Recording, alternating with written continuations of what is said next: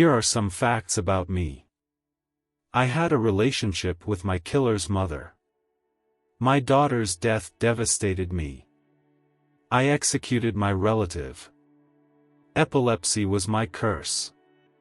All facts are truth. I am Julius Caesar, a Roman general and statesman, known for my pivotal role in the fall of the Roman Republic and the rise of the Roman Empire, ultimately becoming dictator before my assassination in 44 BCE. I am ashamed of some things, and some things almost destroyed me. However, it is an integral part of my life. It proves that famous people have the same problems and life challenges as everyone else.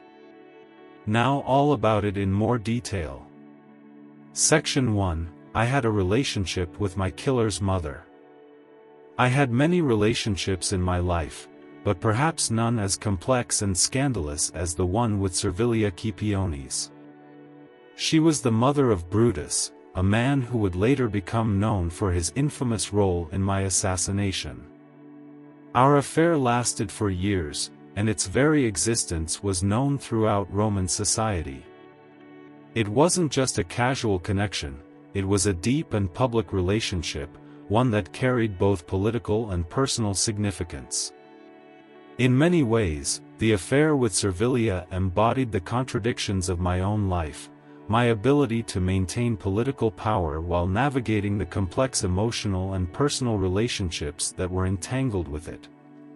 Servilia was an attractive woman, and from the moment we met, there was an undeniable chemistry between us.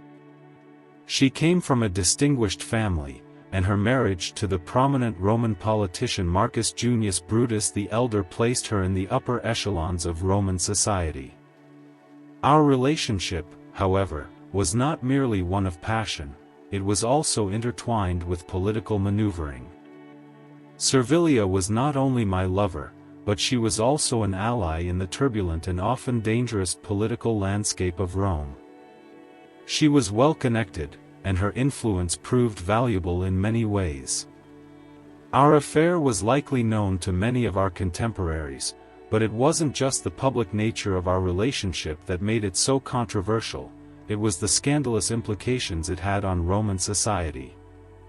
The relationship between a man of my stature and a woman of Servilia's position was bound to attract attention, but there was another, even more complicated layer to our affair.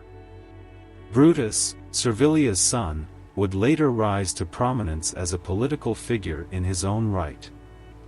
As an adult, he became one of the leaders of the conspiracy that ultimately led to my assassination. The irony, of course, is hard to miss.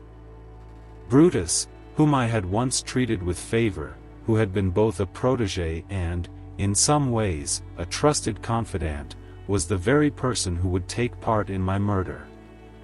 This tragic irony is something that I have often reflected on during my life. There were rumors, of course, that Brutus was actually my illegitimate son. These rumors were never confirmed, but their existence was a constant undercurrent to our interactions. I had known Servilia long before Brutus came into political prominence, and it was often suggested that the closeness between Brutus and myself was more than just political, it was, in some minds, familial. These rumors were damaging to my reputation, but they were also dangerous in the context of Roman politics, where personal relationships and bloodlines were often inseparable from one's political standing. The fact that Brutus and I had such a close relationship, and that many believed he might be my son, only added to the complexity of the situation. When I look back on it, I can't help but think about how the relationship with Servilia affected both my personal life and my political career. There were certainly moments of pleasure and fulfillment, but there was also the weight of the consequences of such a union. The affair with Servilia was not just an affair, it was a political weapon in the hands of my enemies. There were those who used the speculation about Brutus's paternity as a way to undermine my legitimacy and to cast doubt on my character. Roman society was steeped in propriety, and any deviation from the norm was scrutinized. My relationship with Servilia, then, was seen not just as a personal indiscretion, but as a political misstep that could be exploited.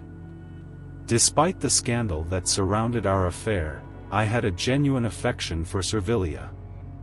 She was a woman of intelligence, beauty, and influence, and I valued her counsel in many ways. It was clear to me that she had a profound understanding of Roman society and politics, and her support was crucial to my ambitions. However, the same qualities that made her an asset in my political machinations also made our relationship fraught with tension and complications.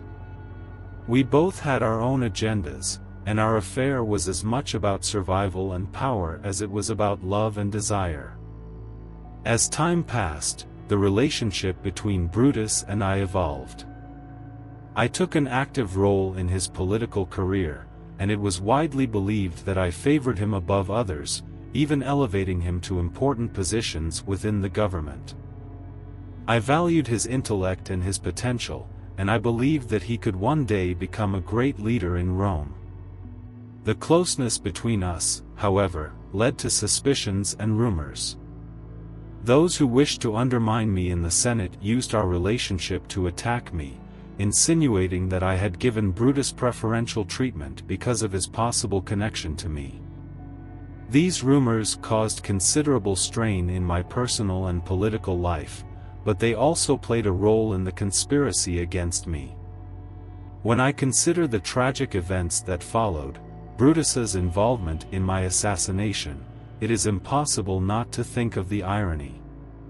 Here was a man whom I had considered a trusted ally, a man whom I had brought into my inner circle and treated almost as a son, yet he was the one who participated in the plot to take my life. The realization that Brutus, if he was indeed my son, was the one who played a key role in my death is something that weighs heavily on me, even now. I had loved Servilia, and in many ways, I had treated Brutus as a future leader of Rome. That a son, whether by blood or by affection, could turn on his father in such a way is a deep and painful irony. The consequences of this affair were felt not only in my personal life but also throughout Rome. Servilia's relationship with me was a source of both admiration and scandal. My enemies used it to discredit me, while my supporters often pointed to it as evidence of my power and influence. The political ramifications were immense.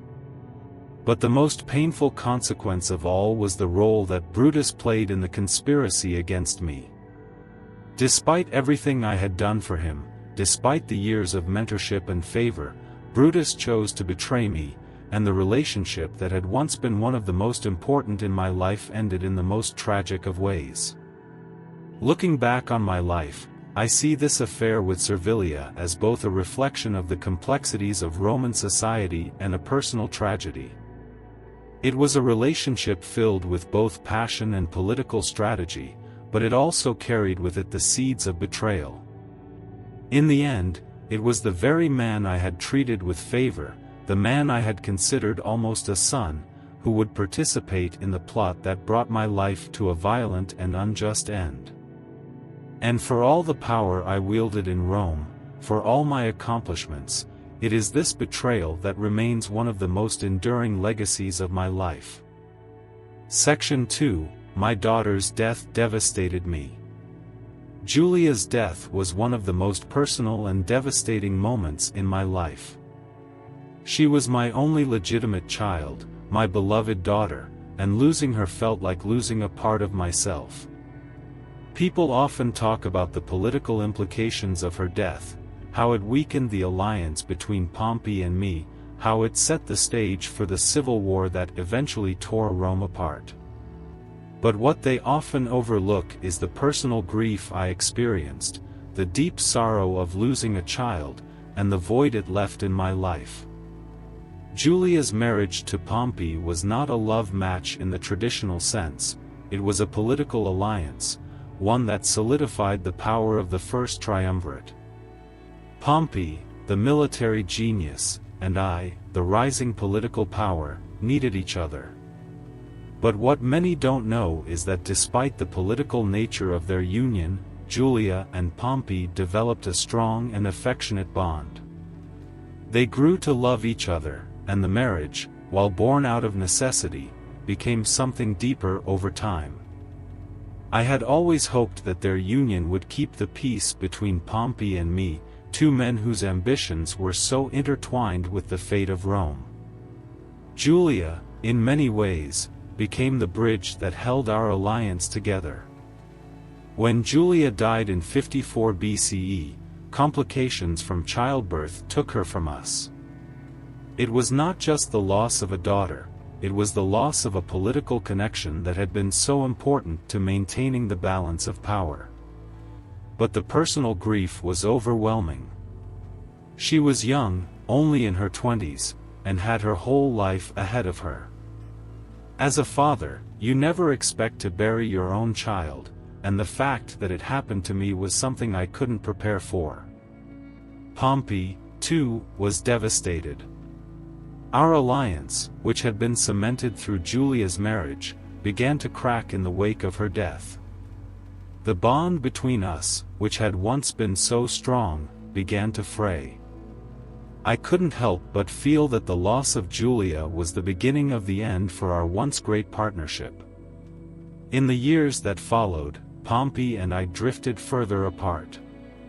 There were growing tensions, political disagreements, and ultimately, we became rivals.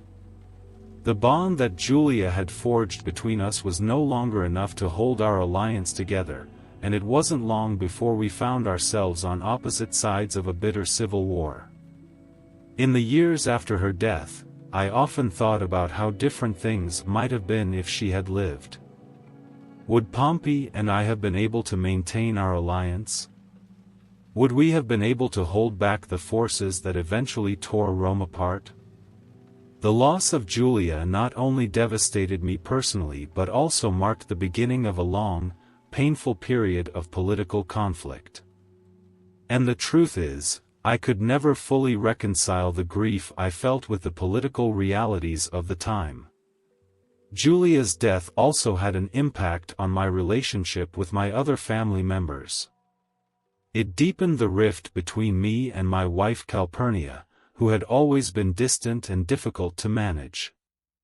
Her inability to provide me with a legitimate male heir had been a source of frustration, and after Julia's death, that frustration turned into resentment. Calpurnia and I drifted further apart, and though I tried to maintain the image of a strong and united family, the truth was that the death of my daughter had left a permanent scar on all of us. The grief I felt was compounded by the sense of helplessness that came with it.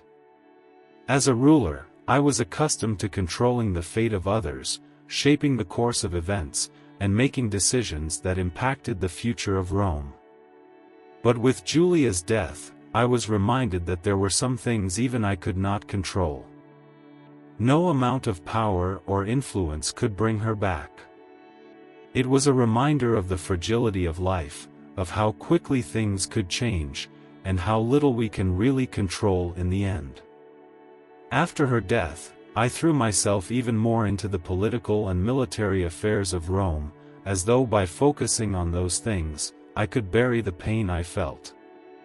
But no matter how many battles I won, no matter how many victories I achieved, the loss of Julia was always there, lurking in the background.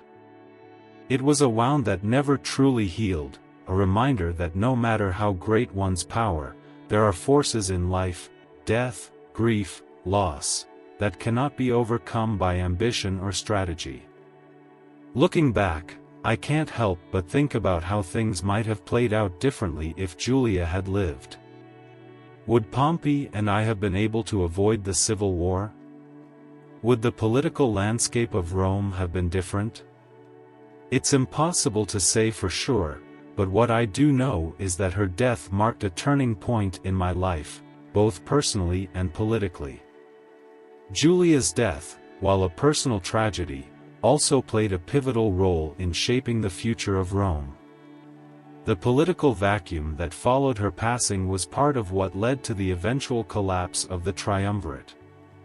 Pompey, no longer bound by his marriage to my daughter, began to align himself with the Senate, moving away from our once strong partnership. As I reflected on it in the years that followed, I couldn't help but think about the deep irony of it all, how the personal loss of a daughter, something that no ruler should have to experience, set off a chain of events that ultimately led to the downfall of everything I had worked for. In the end, Julia's death was not just the loss of a beloved daughter but the beginning of the unraveling of a carefully constructed political order. The grief I felt over her passing, the personal pain of losing her, was compounded by the knowledge that her death had political consequences that would echo throughout Rome's history. I would go on to lead Rome into more wars, to make more alliances, and to continue my conquests, but I could never fully escape the loss of Julia. She was my daughter, and she was taken from me far too soon. Her death was not only a personal tragedy but also a tragedy for Rome itself. Section 3. I executed my relative. The execution of Lucius Cornelius Cinna the Younger is one of those decisions that still haunts me when I reflect on the early stages of my rise to power. He was a relative by marriage, part of my first wife Cornelia's family. In the chaotic political environment of Rome, where alliances were as fickle as the tides, I had to make some ruthless decisions. Cinna's execution, though politically motivated, was one such moment that likely caused me personal regret, despite the necessity of the action in the broader context of my ambition. Cinna had been an ally of mine, at least for a time. He had supported me when I was working to cement my power, especially after my return from exile. He was a member of the populace faction, much like myself, and our interests aligned in many ways. But in Roman politics, loyalty is often a fleeting commodity. When I returned to Rome, I faced a host of enemies, many of whom were once friends or allies. Political calculations took precedence over personal relationships, and Cinna's alignment with the opposition party, the Optimates, was the beginning of the end for him. The political landscape in Rome was a battlefield where allegiances shifted quickly. Cinna's role in the conspiracy against me during the turbulent years of my political struggle was a direct threat to my survival. Despite his earlier support, he had become a pawn in a larger struggle for power. As the Optimates, led by figures like Pompey, Cato, and others, became more hostile to my rise, I knew that I had to make examples of those who dared to oppose me. This was not just about punishing Cinna, it was about sending a message to anyone who might consider standing in my way. The execution of Lucius Cornelius Cinna was a brutal, yet necessary, act of consolidation of power. In the moment, I justified the execution by the political realities at hand. Rome was in a state of constant flux, and there were threats everywhere. I had to protect myself and my vision for Rome, even if that meant taking drastic measures against former allies. But over time, as I rose to greater power and my position seemed more secure, I could not help but reflect on the personal nature of this act.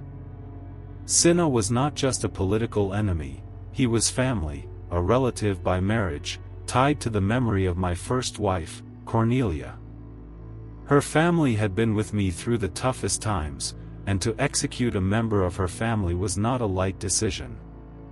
The weight of that betrayal, however necessary it might have been for my political survival, weighed heavily on me.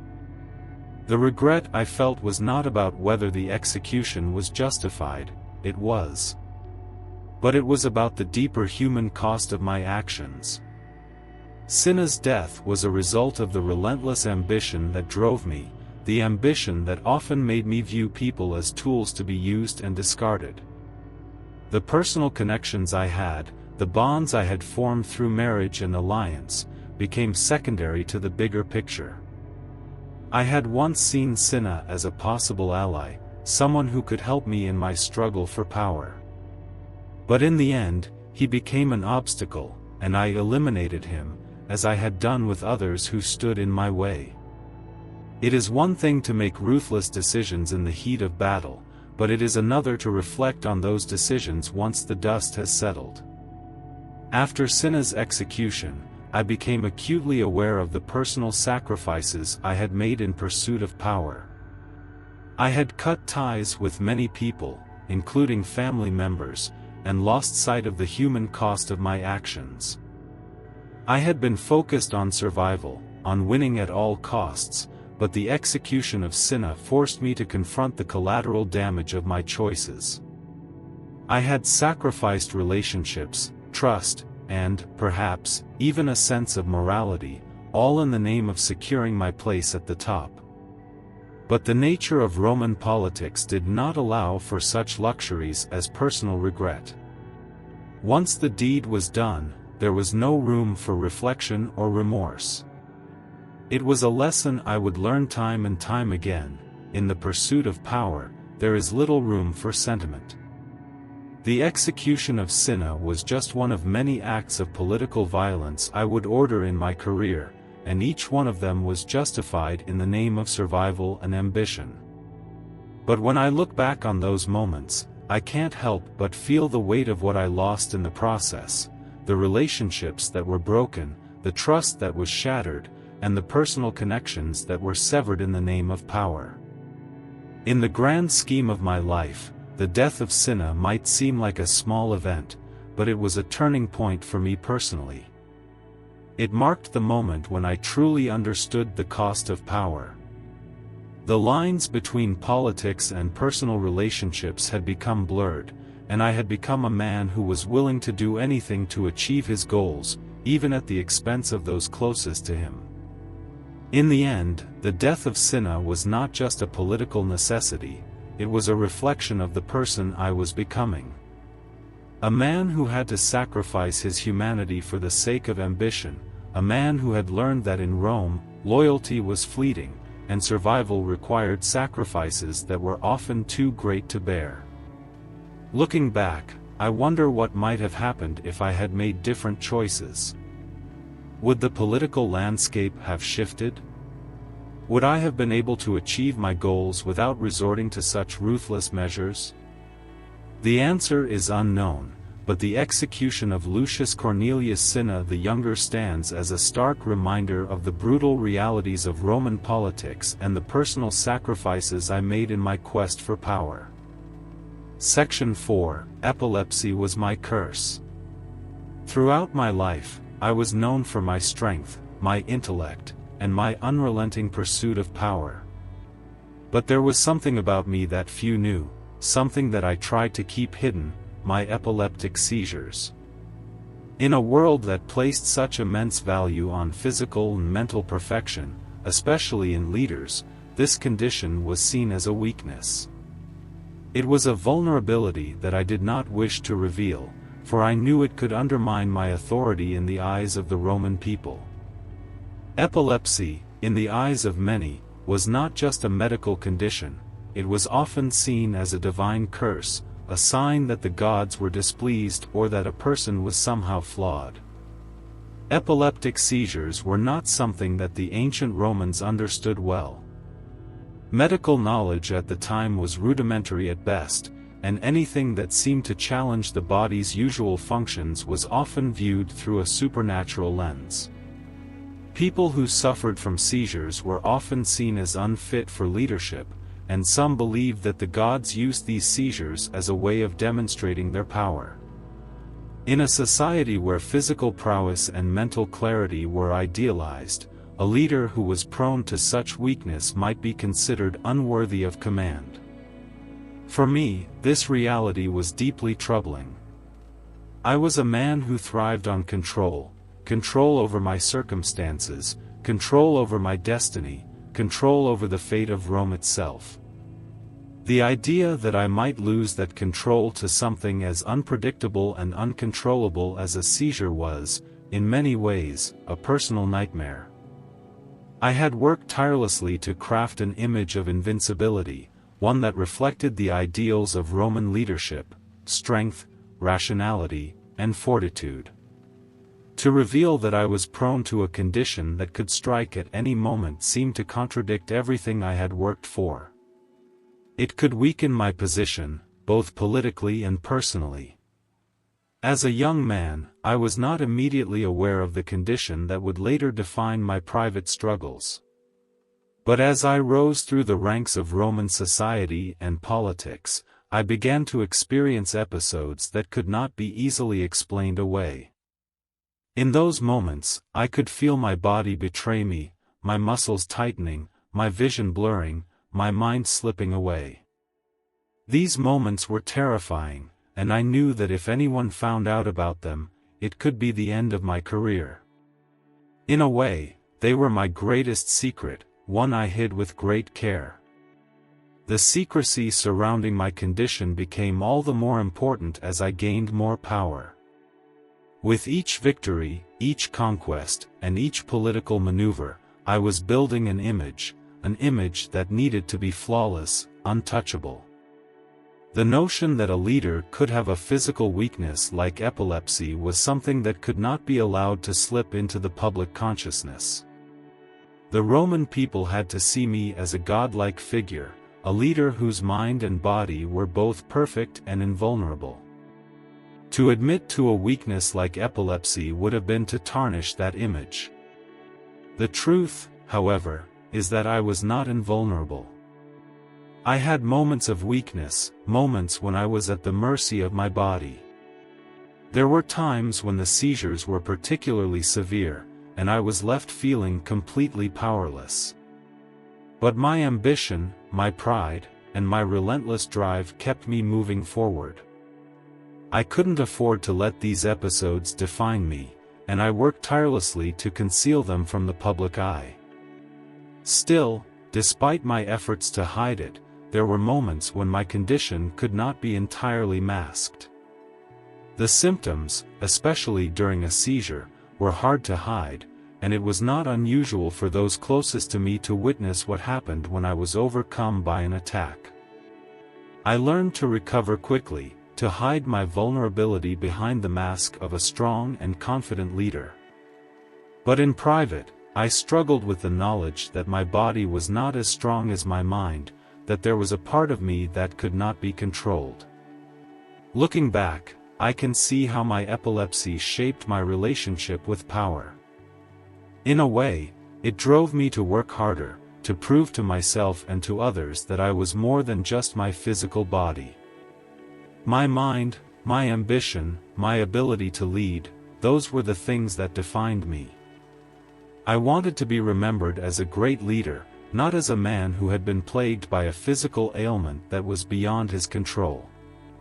At times, I questioned how much of my ambition was driven by the need to overcome this vulnerability.